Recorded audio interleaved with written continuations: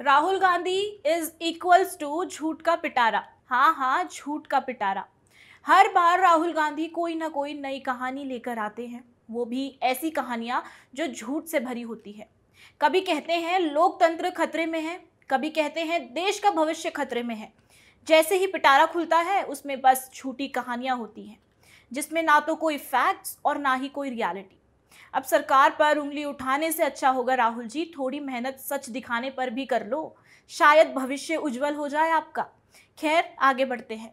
नमस्कार, मैं सताक्षी, स्वागत है आपका दी पैम्फलेट में। राहुल गांधी के झूठ इतने हैं कि उनको रिकॉर्ड रखना मुश्किल हो गया है।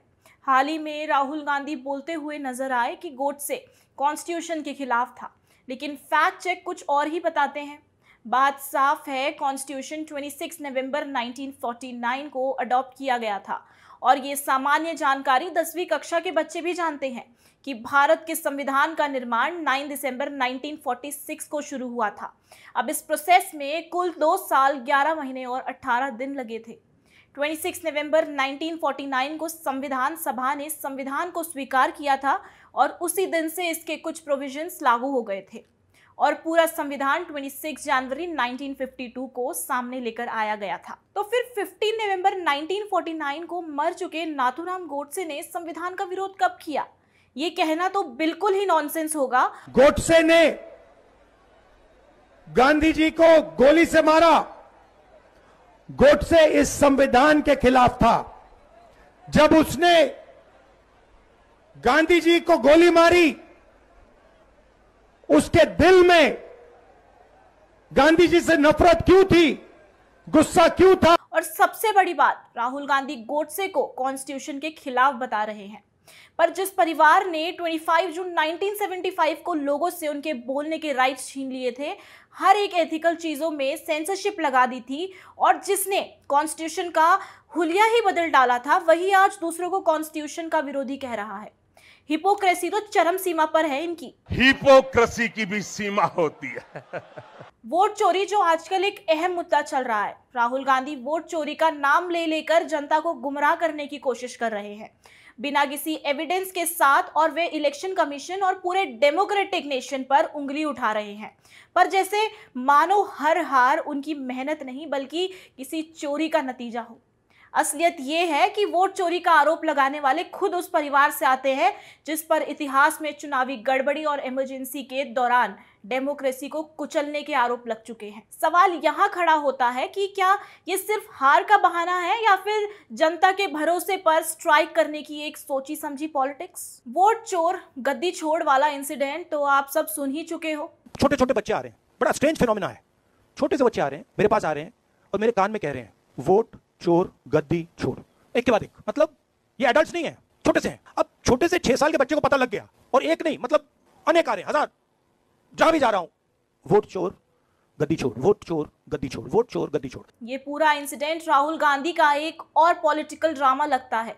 सोचो, 6 से 7 साल के बच्चे जो खुद वोटर भी नहीं है, वो उनके पास आकर कान में बोलते हैं वोट चोर गद्दी छोड़। मतलब ये कैसे पॉसिबल हो सकता है? ये बात ज्यादातर ये दिखाती है कि बच्चे शायद किसी से सुनकर स्लोगन्स रिपीट कर रहे हो, क्योंकि उनका तो कोई वोटिंग एक्सपीरियंस है ही नहीं और ना ही वो एप्लीकेबल है।